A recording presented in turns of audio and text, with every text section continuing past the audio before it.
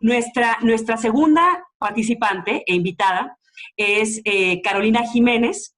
Carolina Jiménez Sandoval es egresada de la Escuela de Estudios Internacionales de la Universidad Central de Venezuela. Es también maestra en Derecho Internacional por la Universidad de Chuo en Japón y maestra en Filosofía de las Relaciones Internacionales por la Universidad de Cambridge. Cuenta con un doctorado en Relaciones Internacionales en la Universidad de Waseda de Tokio y realizó una estancia postdoctoral en el Centro de Investigaciones Postdoctorales de la Universidad Central de Venezuela, el CIPOST, en el área de Discurso Ético, Normativo y Derechos Humanos. Caro fue directora nacional del Servicio Jesuita de Refugiados en Venezuela, gerente de proyectos de la Fundación para las Américas de la OEA. Se ha desempeñado también como oficial de programas del Open Society Foundations en el área de derechos humanos y migración basada en Washington, D.C. Y como coordinadora regional también estuvo en la Red de Derechos Humanos Migrantes en México.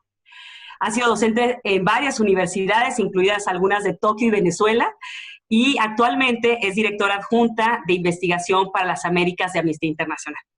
Caro, lo que le hemos pedido es que pues, nos vaya adentrando en un panorama más regional sobre la respuesta que han dado los gobiernos del continente para afrontar el COVID. Te agradecemos muchísimo, Caro, que estés ahora con nosotras y creo que vamos a empezar con un video. Sí, muchas gracias. Les agradezco mucho que se tomen solamente 1 minuto y medio más o menos que tienen para ver este video, que creo que sientan las bases para mi intervención. Gracias, Alejandra.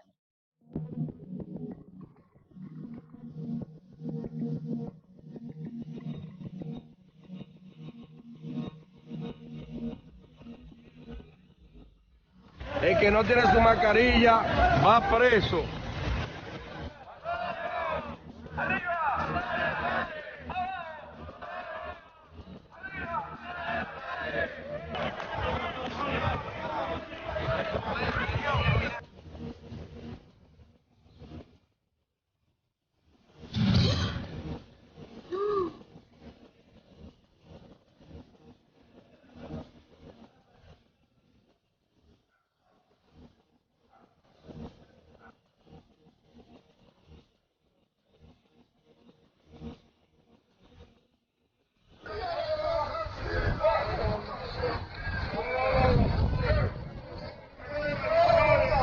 La gente está levantando de los refugios, la gente aquí pidiendo traslado, la gente, y todos los colchones, nos queremos ir.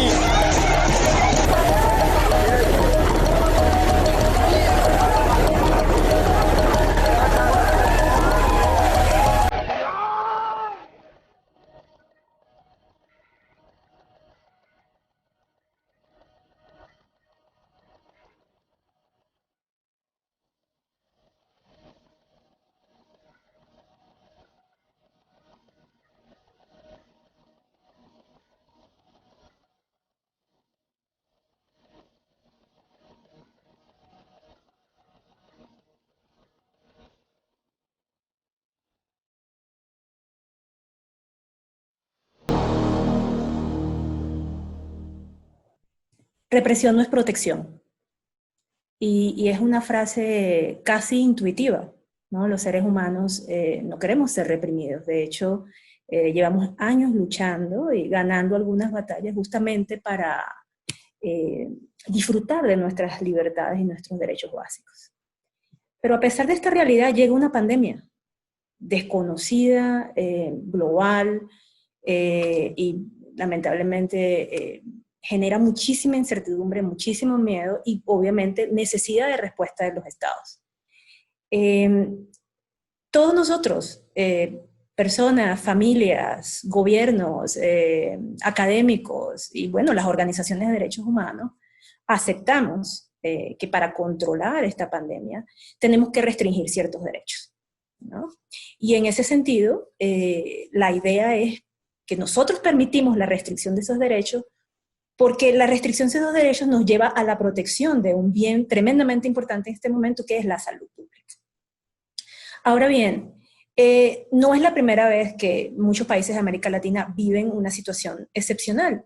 Y de hecho el sistema interamericano, ¿no? Y la propia Convención Interamericana norma las situaciones de excepcionalidad, ¿no? En el artículo 27 de la Convención. Y si algo es importante recordar en este momento, es que ningún control de una emergencia, sea una pandemia, sea un terremoto, sea un huracán, o sea cualquier desastre natural o de orden público, implica o significa un cheque en blanco a los gobiernos. Todo lo contrario, incluso en estas condiciones más extremas, y esto es algo que siempre recordamos, no solo hay jurisprudencia que muestra cómo se norman estas excepciones, sino que además hay principios fundamentales que debemos respetar, que los gobiernos deben respetar, y Jesús se refirió a algunos de ellos, ¿no? Por supuesto, el principio de no discriminación.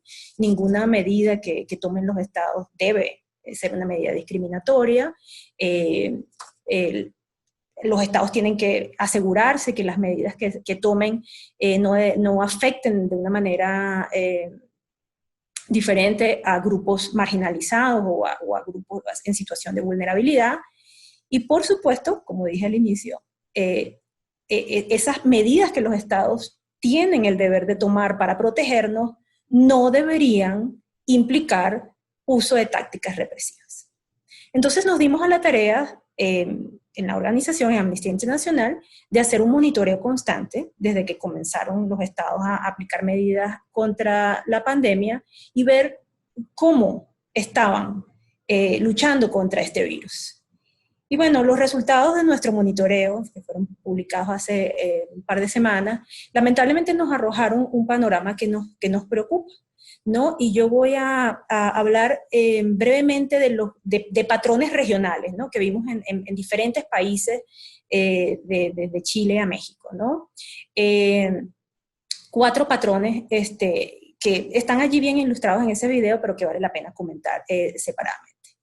El primer patrón es el uso de la detención como primer recurso. El derecho internacional de los derechos humanos claramente establece que la detención, o sea, la privación de la libertad de una persona es una última medida que deben tomar los estados ante ciertas situaciones. Bueno, estamos viendo que frente al COVID-19, muchos estados establecieron estados de excepción, cuarentenas, toques de queda, y que para implementar estas medidas han recurrido al uso constante y como primer recurso de la detención.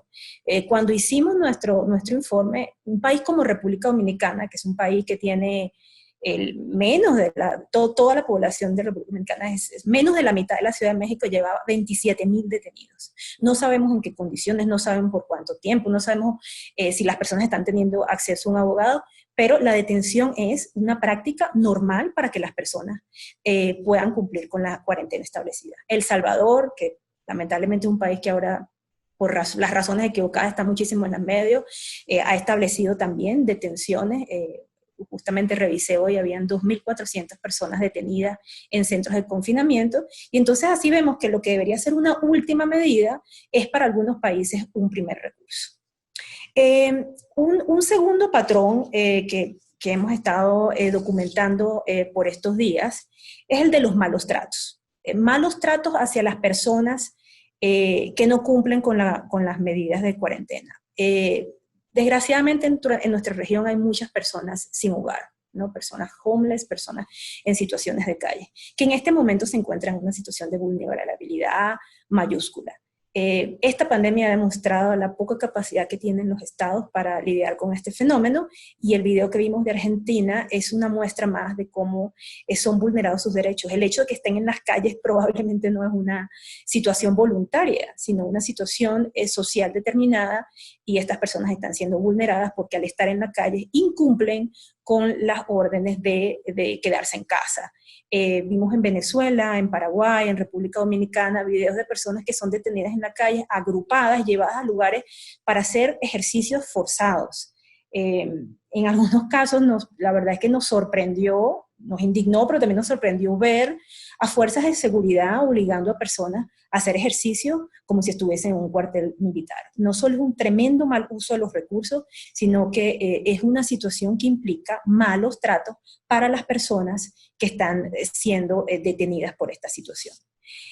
Un tercer patrón, y esto creo que está muy relacionado con esa gráfica debo decir, Jesús, aterradora, ¿no? Que muestra lo que va a ser el impacto sobre el índice de desarrollo humano de esta pandemia, es el del uso excesivo de las fuerzas, sobre todo para disolver manifestaciones. Seamos claros, esta pandemia va a traer consigo, y bueno, ya está trayendo consigo un incremento notable en la situación de inseguridad alimentaria de millones de personas. Para muchísimas de estas personas que han perdido sus empleos, sus únicas fuentes de ingresos, y por lo tanto su capacidad de comprar alimentos, de acceder a la salud, etcétera, protestar es la única manera que tienen de ser oídas. Desgraciadamente, vimos que en países como Venezuela, por ejemplo, las fuerzas de seguridad recurren al maltrato, usan la fuerza de manera excesiva e innecesaria para disolver estas protestas. Esto es algo que tenemos que seguir vigilando durante los próximos meses, porque muy probablemente con el deterioro socioeconómico que van a haber nuestros países, las protestas se van a incrementar, y cómo respondan los estados a esas protestas va a ser un indicador del futuro, ¿no?, que queremos, y de cómo los estados dialogan con sus ciudadanos y escuchan sus necesidades. Y un último patrón, antes de que nuestra amable moderadora ejerza su rol de represión virtual sobre mi tiempo, es el hecho de que algunos países, no todos, pero algunos países han establecido cuarentenas obligatorias en centros de confinamiento. Y esto de verdad es tremendamente alarmante, porque los centros de confinamiento realmente tienen condiciones inhumanas. Me quiero referir a los casos, por ejemplo, de Guatemala, de El Salvador, de Venezuela y de Paraguay. Podemos aceptar que existen razones legítimas para que las personas que retornan de otros países en donde han estado viviendo, o las que retornan de ciertos viajes, etcétera, tienen que tener un resguardo. Lo que no podemos aceptar es que esas personas sean puestas en centros completamente antihigiénicos, sin acceso a atención médica, con terribles problemas de alimentación, para pasar lo que en teoría deberían ser 2 semanas. Estamos recibiendo muchas denuncias desde El Salvador, por ejemplo, de que lo que deberían ser periodos de 2 semanas en estos centros de confinamiento se han vuelto periodos de 40 a 45 días. Se promete a las personas que les van a hacer un diagnóstico, una prueba, no se las hacen. Se las hacen y no les entregan los resultados. En el caso venezolano ya han habido protestas en estos centros de confinamiento. No son lugares aptos para mantener a personas adultas mayores, a niños, niñas, adolescentes, mujeres embarazadas, en situaciones muy precarias. Entonces, lo que debería ser un lugar para evitar contagio, termina siendo un lugar donde probablemente se aumentan los riesgos de la posibilidad del contagio. Y en ese sentido, preocupa muchísimo, por ejemplo, en un país como Venezuela, en donde 49.000 personas han retornado, ¿no?, de Colombia, Ecuador, Perú, países que han estado hospedando a más de 5 millones de venezolanos que han tenido que ir del país, comienzan a retornar a Venezuela justamente porque han perdido su seguridad alimentaria en estos países, y son recibidos en el país siendo obligados a guardar esta cuarentena obligatoria en lugares, insisto, que no tienen las condiciones mínimas para albergarla. Lo mismo sucede con El Salvador y con Guatemala, con las personas que están siendo deportadas desde México o de Estados Unidos. Entonces ya para concluir, porque no quiero pasarme el tiempo reglamentario, creo que ya me pasé, yo voy a terminar, si se quiere, con una alerta que nos dio la Organización Mundial de la Salud hace apenas unos días, y que creo que todavía estamos procesando en América Latina. La región latinoamericana se convirtió en este momento en el epicentro de COVID-19 a nivel global. Somos la región cuyos aumentos de casos y también aumentos en el número de muertes se acelera de una manera bastante inmanejable. En un contexto como ese, donde tenemos ese triste título y preocupante título de ser el epicentro de una pandemia, todos nosotros que vivimos en este lado del mundo, obviamente esperamos que nuestros gobiernos nos protejan. Es una aspiración mínima. Y no va a existir una protección efectiva cuando los gobiernos de la región combaten el virus que causa COVID-19 con tácticas represivas que causan violaciones a derechos humanos. Entonces, es muy claro. El mensaje es para cada gobierno que tiene el deber de proteger a sus ciudadanos y a las personas que habitan en sus territorios. Tienen que hacerlo mejor. Muchas gracias a Liteso por la invitación. Muchísimas gracias, Caro. Efectivamente, la tendencia que estamos viendo en América Latina no es la mejor, ¿no? Ojalá que al ratito podamos platicar con Jesús y contigo sobre esas buenas prácticas que está haciendo Alemania, Corea, Nueva Zelanda mejor y qué deberían de hacer los países en y como bien lo mencionas, en lo que viene de la pospandemia o de la pandemia, digamos, alargada, ¿no?